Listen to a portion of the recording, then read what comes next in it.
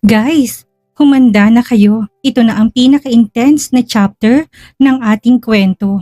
Hindi ko alam kung paano sisimulan ng pag-explain sa nangyari. Pero ang inakala nating pagtakas ni Victoria ay nauwi sa isang trahedyang hindi natin inaasahan. Sa part 36, ang pagtatangka ni Guillermo na makuhang kapatawaran ni Victoria ay humantong sa isang madugong confrontation, isang punyal, isang desisyon at ang kamay ni Victoria na may hawak nito. Totoo nga bang aksidente ang nangyari? O ito na ang katapusan ng pagmamahala nilang puno ng sakit at kontrol? Ang pinakamasakit sa lahat, ang mga anak nila. Ang kambal ay nasaksihan ng lahat. Ngayong duguan at naghihingalo si Guillermo at si Victoria naman ay kinamumuhian na ng sarili niyang mga anak. Paano pa siya babangon? Ito na ba ang tunay na kalayaan na matagal niyang hiniling o ito na ang simula ng habang buhay na pagsisisi? Simulan na natin. Victoria POV. Ayaw kong maiba na namang madamay sa kalokohan ni Guillermo. O hindi lang sa sinabi ni Manang kanina sa akin na sisisantihin daw ito ni Carlos. Kapag hindi ako kumain, hindi talaga ako kakain eh. Pero wala eh, ayaw ko madamay ito. Kilala ko si Guillermo. Kapag sinabi nito, gagawin ito. Sila Gabriel Ace at Via Marie, kumain na po ba sila bago natulog, Manang? Muli kong tanong kay Manang habang nandito pa ako sa dining area. Umiling naman ito. Hindi po ma'am, ayaw po nila. Pero baka magising din sila mamaya at maghanap ng makakain. Nakaantabay naman po ang mga tagabantay nila, kaya wag po kayong mag-alala. Sagot din naman ni Manang sa akin. Tumango naman ako kahit na wala akong nalalasahan sa mga pagkain na nasa harapan ko. Pinilit ko pa rin kainin ang laman ng pinggan ko. Hindi kasi pwedeng sarili ko lang ang iisipin eh. Kailangan ko ding pangalagaan ang kapakanan ng mga tao na sa paligid ko. Manang, salamat po sa masarap na dinner. Wika ko kay Manang pagkatapos kong kumain. Tumayo ako at naglakad palabas ng dining room kung saan hindi ko maiwasan na magulat nang makasalubong ko ang kambal. Namamagang mga mata nila at nang makita nila ako, kaagad na naglakad palapit sa akin si Gabriel Ace. Mommy, nandito po kayo? Hindi po kayo umalis? Naluluhan itong tanong sa akin. Nakangiti naman akong tumango. Oo naman, kung wala ako dito di hindi niyo sana ako nakikita ngayon. Nakangiting sagot ko rin naman dito, sabay yakap ng mahigpit kay Gabriel Ace. Narinig ko naman ang impit nitong pag-iyak. Mommy, don't leave us. Malulungkot po talaga kami kapag iniwan mo kami ni Via Marie. Umiiyak na bigkas nito. Napatitig naman ako kay Via Marie na noon ay nakatayo lang habang tahimik na nakatitig sa amin ni Gabriel Ace. Ninitian ko ito pero kaagad din nag-iwas ng tingin sa akin. Kumawak pa ito sa kamay ng yaya nito at pagkatapos noon, hinila patungo sa dining area. Hindi naman ako makapaniwala sa akin na saksihan. For the first time, hindi ako pinansin ni Via Marie. Nagalit ba sa akin ang anak ko? O nagtatampo lang? Mommy, hindi na po ba kayo aalis? Hindi niyo na po ba kami iiwan ni Via Marie? Narinig kong tanong ni Gabriel Ace. Napatitig naman ako sa inosente nitong mga mata. Hindi ko alam kung anong isasagot ko dahil hanggang ngayon walang iba kung gusto ko hindi makaalis sa poder ni Guillermo. Mommy, promise po kayo. Huwag niyo na po kaming iiwan ni Via. Please po. Muling wika nito sa akin. Naluluha naman na tumango ako. Oo naman, hindi na ako aalis. Mahina ang boses na bigkas ko. Hindi ako sigurado sa sinasabi ko kaya ngayon pa lang nagigilty na ako. Yay! Thank you, Mommy! Via, narinig mo yon? Hindi na aalis at hindi na tuloy pang sasabihin ni Gabriel nang mapansin din ito na wala na si Via Marie sa kinatatayuan nito kanina. Nasaan na siya? Kumain na siguro siya. Halika na, kumain ka na rin. Nakangiting sagot ko dito sabay tayo. Hinawakan ko to sa kamay at sabay na kaming naglakad patungo sa dining area kung saan nadatnan namin si Via Marie na tahimik nang kumakain. Via, nag-promise na si Mommy sa akin kanina. Hindi na daw siya aalis. Nakangiting wika ni Gabriel dito. Pero parang walang narinig si Via Marie. Nakayuko lang ito habang sinusubuan ng yaya nito. Marunong nang kumain ng mag-isa ang kambal pero hindi ko alam kung bakit nagpapasubo ngayon si Via sa yaya nito. Hindi ko naman mapigilan ang mapabuntong hininga. Hindi ko akalain na sa murang edad nito. Grabe pala kung magtampo ang batang ito. Kung gaano to ka-sweet, kabaliktaran din palang ugali nito kapag nagagalit. Hindi ko tuloy mapigilan ang lungkot at malalapitan ko sana ito para suyuin ang bigla na lang itong tumayo at nagtatakbo patungo sa may pintuan ng dining room at bago pa ako nakapag-react, narinig ko ng katagang lumabas sa bibig nito. Daddy! Yes, si Guillermo, nandito na siya. Yakap-yakap nito si Via Marie habang hindi ko naman malaman ang gagawin ko. Daddy, nandito na po kayo. I love you po. Malambing na bigkas ni Via Marie. Naramdaman ko naman ang pagbitaw ng maliliit na kamay ni Gabriel Ace at naglakad din ito palapit sa ama. Dad! Tawag nito. Hey babies, kumusta ang mga babies ko? Ayos lang ba kayo dito? Kumain na ba kayo? Narinig ko rin naman na tanong ni Guillermo sa mga bata. In fairness din naman dito, alam kong isa itong mapagmahal na ama. Kung ang pag-aalaga sa kambal ay wala akong masabi. Kung hindi siguro to naging mabait na ama, hindi naman siguro ganito kalambing ang mga bata dito eh. I'm not yet finished eating po. Why po? Malambing na tanong ni Via Marie sa ama. Para namang isang matalim na bagay na umiwas sa puso kong mga paglalambing na naririnig ko dito.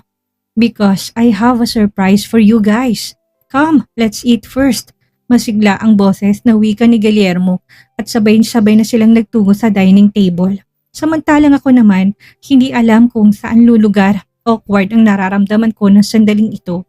Hindi ko alam kung paano kikilos sa harapan ni Guillermo, lalong-lalo na ngayon na may mga inosenteng mga matang nakasunod sa bawat galaw namin.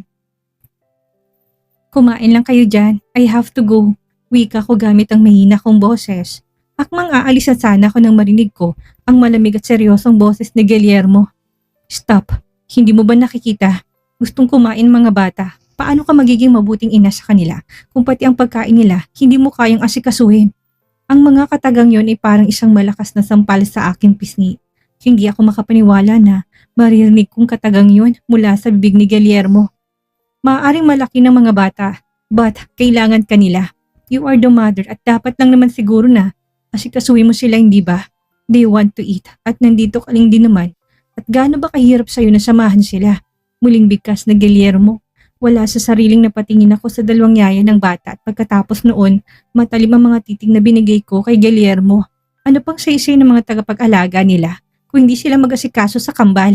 Seryosong tanong ko kay Guillermo. Napansin ko na mas lalong tumalim ang pagkakatitig nito sa akin. Mga yaya, gusto mong iasa sa kanilang pag-aalaga sa sarili mong anak? Ang mga yaya na yan ay mga taong tumutulong sa'yo para mapagaan ang pag-aalaga sa mga anak natin pero hindi nila full responsibility ang mga bata. Ikaw pa rin ang ina't dapat na kahit man lang sa pagkain, maramdaman ka man lang nila. Mataas ng tono ng boses na sagot ni Guillermo sa akin.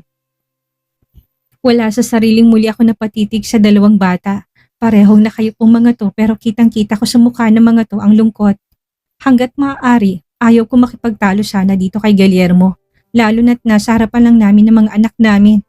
Kung may problema man kaming dalawa, ayaw pong idamay ang emosyonal at mental health ng mga bata. Isang mahinang buntong hiningang pinakawalan ko, takmang lalapit na sana ako kay Gabriel Ace nang muli na namang nagsalita si Guillermo. Never mind, mukhang wala ka sa hulog ngayon. Kung napipilitan ka lang na gawin ang responsibilidad mo bilang ina sa mga bata, mabuti pang umalis ka na muna. Seryosong bigkas nito. Hindi naman ako makapaniwala sa narinig. Mariin ko ring na ikuyom ang kamao ko. Kasasabi lang nito kanina na kailangan kong pagsilbihan ng mga anak namin. Tapos ngayon, uutusan ako nito na umalis na. Aba, ginagago ba ako ng lalaking ito? Pigil kong sarili kong sumigaw. Hindi appropriate, iyon kahit na gusto kong ipaglaban ang karapatan ko. Kuyom ang kamao na naglakad ako paalis. Diretso ako ng labas ng bahay dahil feeling ko nasusuffocate ako. Nahirapan ako makahinga, lalo na't mas lalo yatang bumigat ang pakiramdam ko. Sa maiksing palitan ng salita naming dalawa ni Guillermo. Pagkalabas ko ng bahay natanaw ko kaagad ang gate kung saan napapansin ko na mas lalo yatang dumadami ang bantay doon. 6 na palang kaninang mga gwardya pero ngayon hindi na ako makatakas. Ngayon pa kaya na ang dami na? Lintik na Guillermo na to. Ano na kayang nangyari kina Dr. Leonardo at Dr. Vida? Wala sa sarili kong sambit mula sa bulsa ng aking shorts, nilabas ko ang aking cellphone para matawagan si Dr. Vida. Pero ganun na lang ang panlulumo ko nang hindi ko na ito makontak. Naka-off ang cellphone nito sa hindi malamang dahilan. Kumusta na ba kayo? Hindi pwedeng may hindi ka nais-nais na nangyari sa inyo. Hindi ako papayag, mahina akong usal. Wala sa sariling napatingala ako mula sa aking kinatatayuan, may naaninag akong ilang pirasong bituin sa kalangitan. Malungkot akong napangiti. Ano naman kayang kapalaran na naghihintay sa akin? Ano naman kaya ang mangyayari sa akin ngayon? Mahina akong usal. Hindi ko alam kung ilang oras ako nakatambay dito sa may garden. Walang istorbo, wala ring Guillermo na bigla na lang lumitaw sa harapan ko. Kahit na ayaw ko pa sana, wala akong choice kundi ang magpasyang tapusin ang pagtambay dito sa labas. Pumasok ako ng bahay at sakto naman na nakasalubong ko ang isa sa mga yayan ng kambal. Ang mga bata, seryosong tanong ko dito. Nasa kwarto na po nila ma'am, inutusan po kami ni Sir Guillermo na siya na daw ang bahala sa mga bata. Sa kwarto daw kasi ng kambal siya matutulog, sagot din naman ito sa akin. Hindi ko naman malaman kung matutuwa ba ako o hindi. Pero sa huli naisip ko na mas pabor sa akin kung sa kwarto to ng kambal matutulog. Hanggat maaari, ayaw ko tong makasama sa isang silid. Sige po, magpahinga na din po kayo. Nakangiting wika ko dito at pagkatapos nun nagmamadali na ako umakyat patungo sa second floor ng bahay. Pagkapasok ko sa loob, dali-dali kong nilak ang pintuan. Hinding-hindi ko talaga bibigyan ng chance si Guillermo na makagawa ng mga bagay na hindi ko gusto. Tama. Ayaw ako nitong pakawalan, pues gagawa ko ng paraan para maiwasan ito. Total hindi naman siguro 100% na kagaya ng dati ang pwede nitong gawin sa akin eh. Nasa paligid lang ang mga kambal at baka mag-alangan na itong gumawa ng mga bagay na hindi ko magugustuhan. At saka pasasaan ba't makakatakas din ako dito. Tama, hindi ako mawawalan ng pag-asa. Makakaalis din ako sa lugar na to.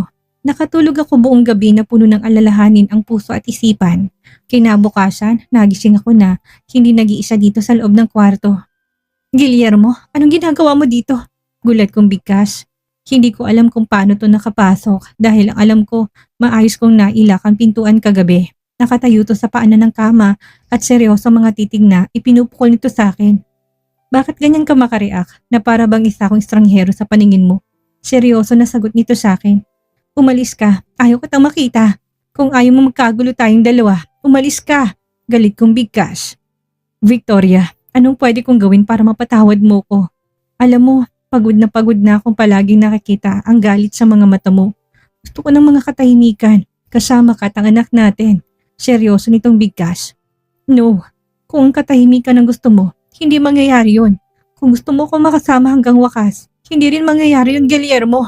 I hate you at hindi ako papayag na habang buhay mo ko magiging bihag.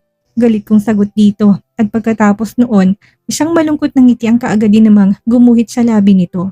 Para itong nahahapo na naupo sa malambot na sofa. Kitang-kita ko sa malungkot nitong mga mata ang pagod at pagkadismaya. Ano bang gusto mo para mapatawad mo ko, Victoria? Oo, alam ko na nagkamali ako.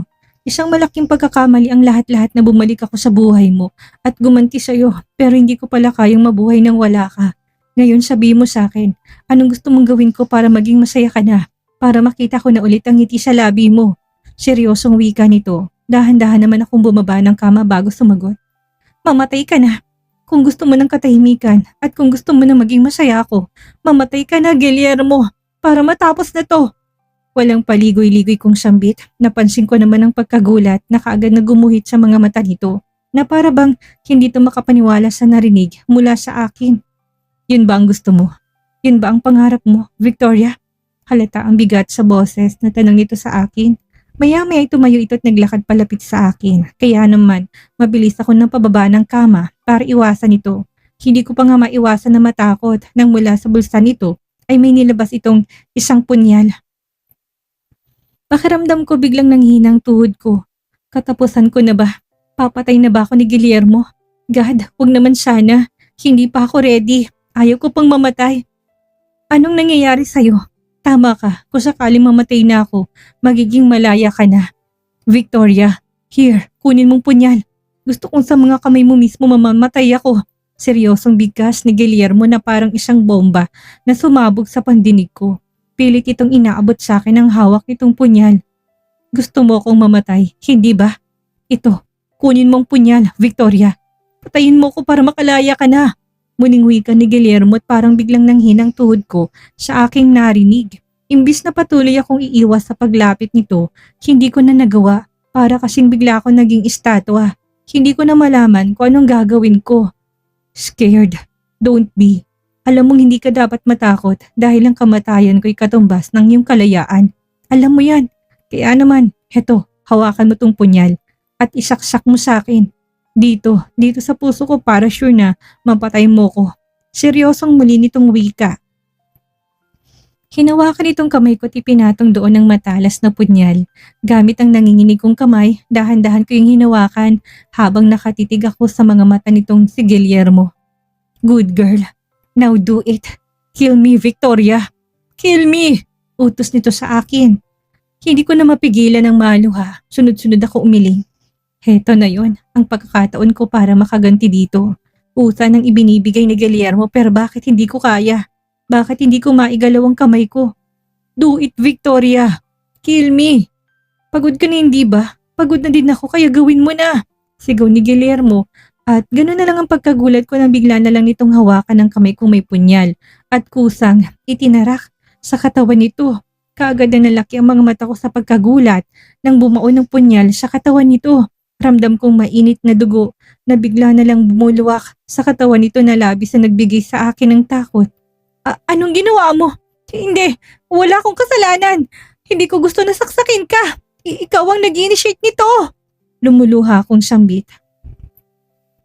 Lalo ko nakaramdam na matinding takot na mapansin kong sakit na nakaguhit sa mukha ni Guillermo. Gusto kong bitawan ng punyal na nakabaon sa katawan nito. Pero natatakot naman ako na baka mas lalo pa yung bumaon sa katawan nito. Natatakot ako na baka mas lalong magbigay ng matinding damage sa katawan ni Guillermo. Ang lahat-lahat. You're free, Victoria. Siguro nga hindi na kita dapat pang pilitin na manatili sa tabi ko. Hindi na dapat. Narinig ko na bigkas nito. Halata sa boses nito ang sakit at pagdurusa. Hindi ko sinasadya. Ikaw mismo sumaksak sa sarili mo. Guillermo, ano bang kahibangan ng ginawa mo? Bakit kailangan mo kong idamay kung gusto mo na palang mamatay? Umiiyak kong sambit. Ang puti nitong suot na long sleeve ay naging kulay pula na sa may tiyan nito. Patuloy ang pag-agos ng dugo mula sa sugat nito. Ang punyal na nakabaon pa rin sa katawan nito. Sinadya mo man o hindi. At least, you do it, Victoria. Malaya ka. Daddy! Sigaw mula sa pintuan ng silid naming dalawa ni Guillermo. Ang kambal ay biglang pumasok kaya naman parang nanlalamig ang aking kamay. Na napabitaw ako sa punyal na nakabaon sa katawan nitong si Guillermo. Sumunod na eksena ay ang magkapanabay na pag-iyak ng kambal. Parehong takot sa dugo mula sa katawan ng ama. Daddy! Bigkas ni Via Marie na sa harapan nito ni Guillermo at patuloy sa pag-iyak. Si Gabriel Ace naman matatalim ang mga matang nakatitigto sa akin na para bang akong sinisisi nito sa mga nangyari. I'm sorry, not me. Paulit-ulit kong usal. Si Guillermo tuluyan na napaupo sa malamig na sahig ng kwarto. Nanghihina ito, siguro dahil sa maraming dugong nawala sa katawan nito. Pumasok ang ilan sa mga tauhan nito at napansin kong gulat sa mga mata ng mga to nang mapansin ang kahindik-hindik na sitwasyon ng boss nila.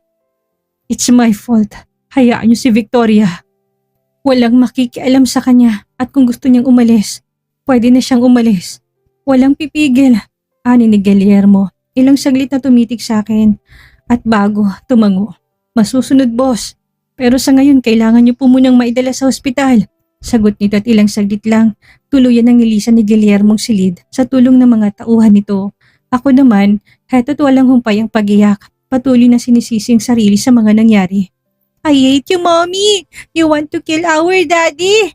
Pues, I don't like you na! Ani ni Via Marie na mas masahol pa yatang talim ng punyal na tumarak sa puso ko. Hindi ako makapaniwala sa narinig. Baby, I'm sorry.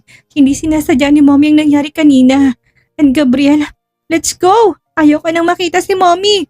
It's okay na wala na akong Mommy basta may daddy lang ako. It's okay! Umiiyak na bigkas ni Villa Marie at patakbo na itong lumabas ng kwarto habang nakasunod ditong yaya nito. Si Gabriel Ace naman ay isang matalim na tingin ang pinukol sa akin bago nito sinundan ang kakambala. Ako naman hindi makapaniwala sa bilis ng pangyayari. Hindi ko akalain na hindi pa man sumisikat ang ating gabi sa silangan ay may malaking kasalanan na akong nagawa. At si Guillermo sana ligtas siya. Maraming dugong nawala dito at kahit na nagawa pa nitong makipag-usap sa akin kanina ng maayos, alam ko hindi magandang lagay nito. Sadyang matapang lang talaga ito eh. Pinilit ito na maging okay sa harapan ko kahit na hindi. Lumuluha ko na patingin sa kamay ko. May bahid ng dugo ang mga kamay ko na mula sa katawan ni Guillermo at nang mapatingin ako sa sahig ay mas lalo ako natakot nang mapansin kong marami ding dugo ang nagkalat doon. Guillermo, sana maging okay ka. Hindi pa ako tapos na makipag-usap sa iyo eh. Sana makabalik ka ng ligtas. Grabe, nakakapanginig ng laman. Hindi ko inakalang ganitong magiging direksyon ng confrontation ni na Victoria at Guillermo. Isang pagkakamaling nabahiran ng dugo at ang pinakamasakit sa lahat ay ang marinig ang mga binitawang salita ng kambal. Paano mo nga naman ipapaliwanag sa mga bata na ang mommy nilang dahilan kung bakit duguan ang kanilang daddy? Ang kalayaang hinangad ni Victoria. Dumating nga pero may kapalit na napakabigat. Ang pagkasira ng relasyon niya sa sarili niyang mga anak. Si Guillermo naman, sa kabila ng lahat ng kasamaan niya, pinatunayan niya sa huling sandali na handa niyang ialay ang buhay niya para sa babaeng mahal niya. Pero tama bang ginawa niya o isa lang ba itong paraan para ikulong si Victoria sa isang guilt trip na hindi na nito matatakasan? Ano ang susunod na mangyayari kay Guillermo sa ospital? At si Victoria, mananatili ba siya o ito na ang pagkakataon niyang tumakas habang gulong-gulo ang lahat? Napakasakit ng part na ito, guys. Gusto kong malaman ang inyong saloobin. Sa tingin ninyo, tama bang ginawa ni Victoria na hindi bitawan ng punyal o dapat ba siyang lumaban? I-comment nyo ang inyong mga thoughts at huwag kalimutan na i-like ang video na to kung damang-dama ninyo ang hapdi ng eksena. Ako ang inyong storyteller, si Miss Maria. Kapit lang dahil magiging mas madugo at mas masalimuot ang susunod na mga kabanata. Hanggang sa muli.